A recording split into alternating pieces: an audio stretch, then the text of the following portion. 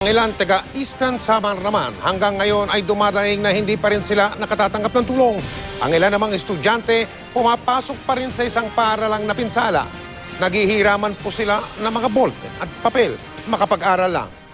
Mula sa bayan ng Giwan, nakatutok live si Marisol Abduraman. Marisol. Mike, halos 3 linggo na ang nakalilipas simula ng malalasang bagyong Yolanda dito sa Eastern Visayas.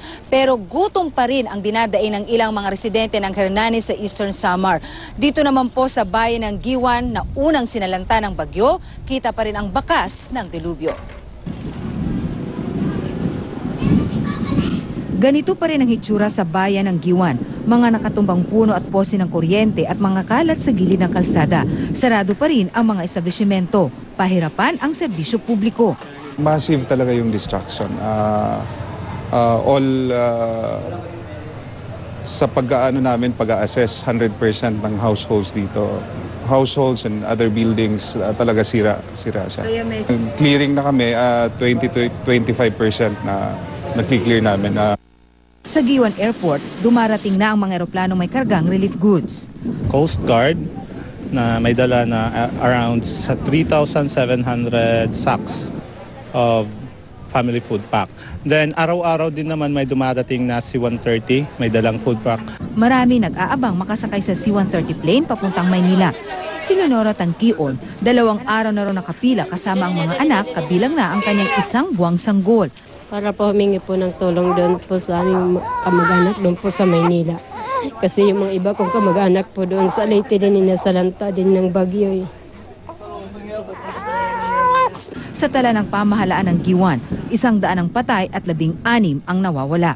Sa bayan ng Hernani, pilit na ibinabalik sa normal ng mga residente ang kanilang pamumuhay. Ang mga taga-sitio Kaantulan Barangay Padang sumisilong muna sa tents na tinawag nilang Yolanda Homes. Mahirap pa rin kasi siksikan yan, 4 na pamilya kami. Kailangan po namin ng komunikasyon para sa mga mag-anak namin sa Maynila para hindi po sila masyado mag-alala sa amin. May sumusubok na rin magtayo ng bahay gamit ang mga napupulot na mga materyales. Bakit to pinagtsatsagaan yung gamitin? Baka hindi na pwede yung iba. Waray man iba nga gagamitin. Pero reklamo ng ilan sa mga nakausap namin. Naiyak ako kasi nakakarating sa amin dito, kaunti lang. Pinipili kasi nila yung mga baryo-baryo na binibigyan.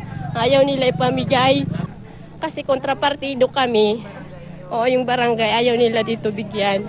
Maging pantay-pantay na pagtingin sapagkat pareho naman po kaming nawalan. Sa ganitong calamity ngayon, sa kalamidad ngayon, wala kang pipili na ano. Tinitiyak ko, walang nagugutom dito sa Hernani. Nakatawag naman sa aming pansin ang mga batang nagkaklase sa loob ng sirasirang gusali.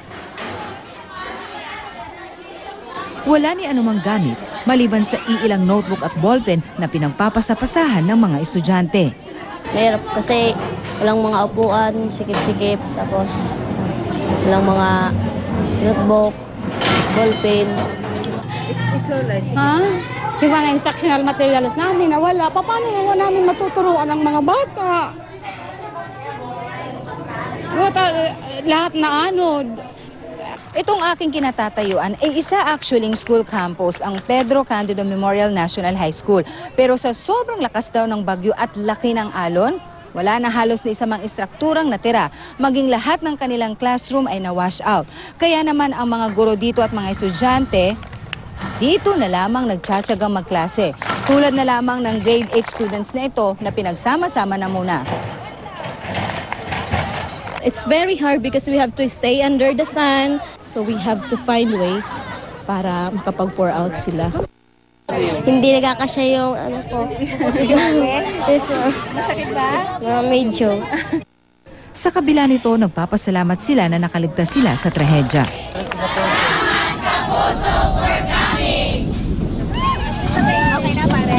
Mike, alam mo, tulad ng mga senaryo ng mga nakaraan sa Tacloban Airport, yung pilang nakikita nyo yan, pila po yan dito sa Giwan Airport. Yan po yung mga kababayan natin na nagbapakasakali na makasakay po sila ng C-130 papuntang Maynila. Alam mo, Mike, kahit nasa 25% pa lang po ang nagagawang clearing operations dito, ang magandang balita, napakadami na po ng mga foreign aid na ating nakita kanina at handang-handa po sila lahat tumulong sa rehabilitation dito po sa buong Eastern Visayas. Maraming salamat, Marisol Abduraman.